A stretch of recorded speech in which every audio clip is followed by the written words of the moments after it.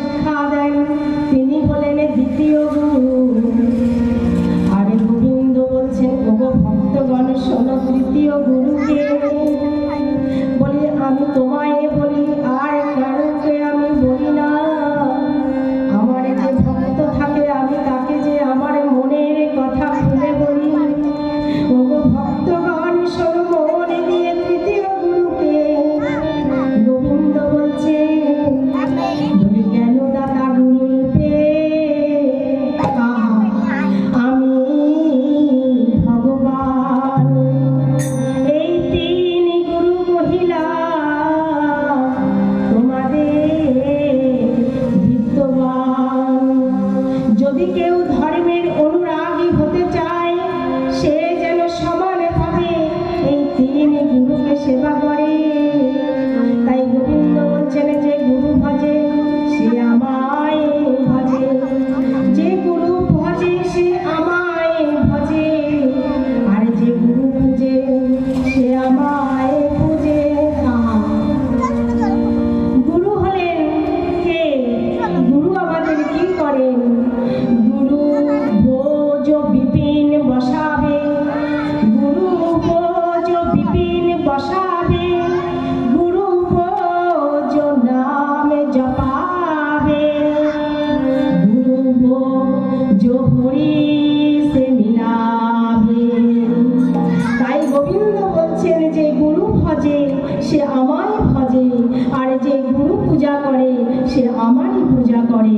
তাই মাঝখানে তিনি হলেন আমার সদ্গুরুদেব। আমরা হলাম জীবাত্মা, আর আমার ভগবান শ্রীকৃষ্ণ পূর্ণ পরমাত্মা। তাহলে এই জীবাত্মার হাত যিনি পূর্ণ পরমাত্মার হাতে সঁপে দেবেন তিনি আর কেউ নন, তিনি হলেন ওই আমাদের সদ্গুরুদেব, সদ্গুরুদেব মহাত্মা।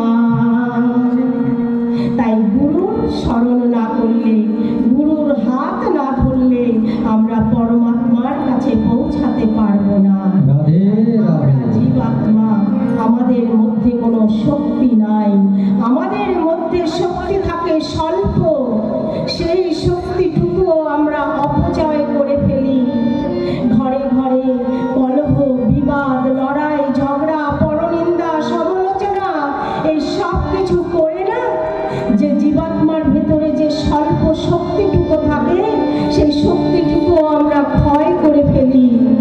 তার বদলাতে আমাদের কি হয়?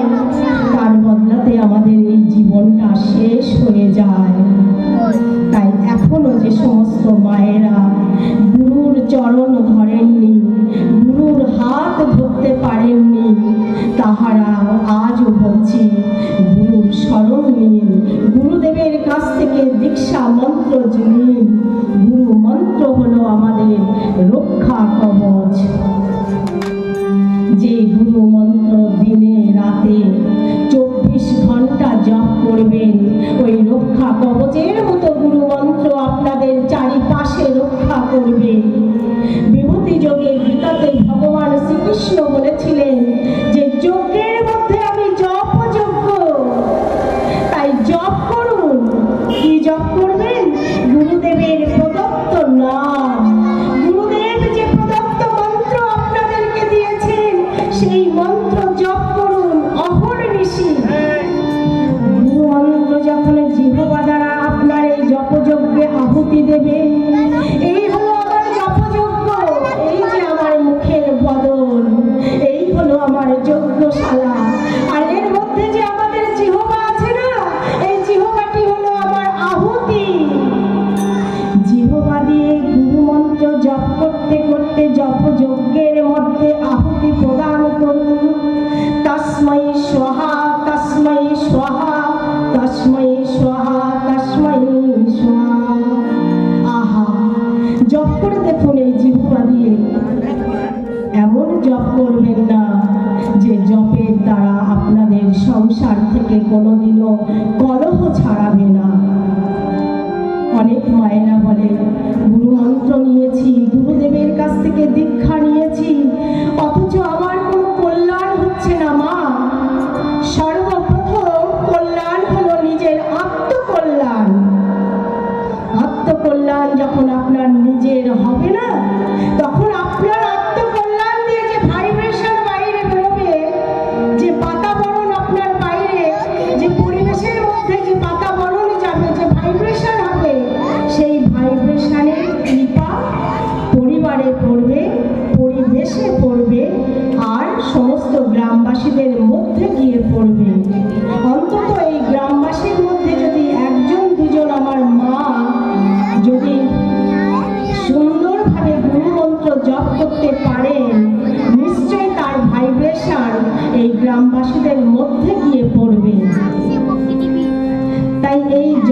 যজ্ঞ, আমার এই মুখ গহ্বর হলো যজ্ঞ, আর জিহ্বা দ্বারা তাকে আহুতি দেবেন একমাত্র গুরু প্রদত্ত মন্ত্র।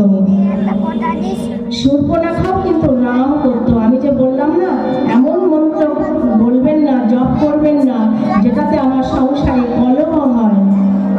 কামনা মুক্ত, কামনাযুক্ত যে মন্ত্র জপ করে, বাসনাযুক্ত যে মন্ত্র জপ করে, সে মন্ত্রের কিন্তু কোনো ফল হয় না। আমি এই জপ করছি আমার ছেলের চাকরি লাগবে, আমি এই জপ করছি আমার মেয়ের বিবাহ হবে, আমি এই জপ করছি একতলা বাড়ি আছে 2 তলা করতে পারবো না। না না না না না, কামনা রহিত, কামনাকে বাইরে সরিয়ে রেখে, বাসনাকে বাইরে সরিয়ে রেখে যে মন্ত্র তোমরা গুরু প্রদত্ত মন্ত্র জপ করবে, ও অনায়াসে দেখবে দিনকে দিন ফলীভূত হচ্ছে, তোমরা নিজেও বুঝতে পারবে না। শূর্পণখা সেও রাম নাম করত, আর শবরী তিনিও রাম নাম করত, কিন্তু শূর্পণখার রাম নামের মধ্যে কি হলো? তার নাক কেটে দিয়ে চলে গেল, তার নাক কাটা গেল।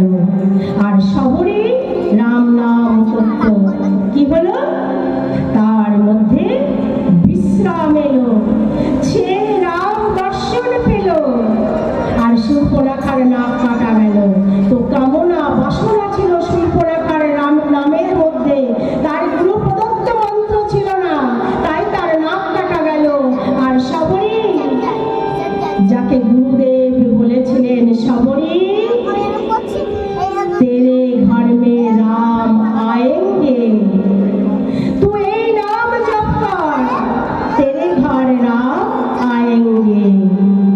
আর শবরী মা আমার দিনের পর দিন, মাসের পর মাস, বছরের পর বছর, এমনকি বৃদ্ধা মাতা হয়ে গেলেন, তবুও তিনি রাম নাম ছাড়েননি, রাম নাম জপ করতেন। কেন না? তার গুরুদেবের উপরে বিশ্বাস ছিল, তার গুরু মন্ত্রের উপরে বিশ্বাস ছিল, গুরু প্রদত্ত মন্ত্র তিনি জপ করতেন।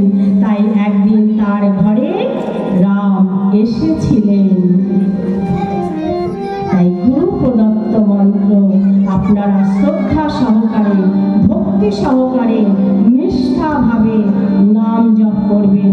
আর নাম জপ করতে করতে, গুরু প্রদত্ত মন্ত্র জপ করতে করতে কারোর সাথে গল্প করবেন না। রাধে রাধে।